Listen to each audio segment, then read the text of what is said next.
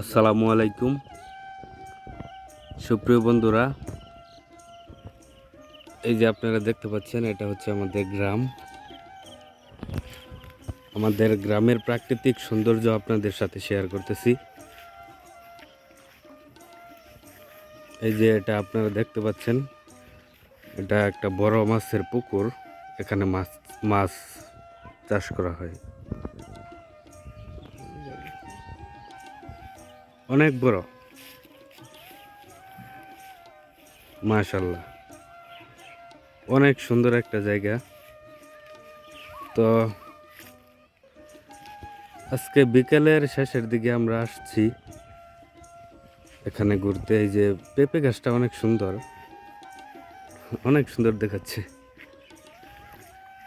আসলে যারা প্রকৃতি পছন্দ করেন তাদের জন্য ভিডিওটা আসলে অনেক ভালো লাগবে আমি মনে করি।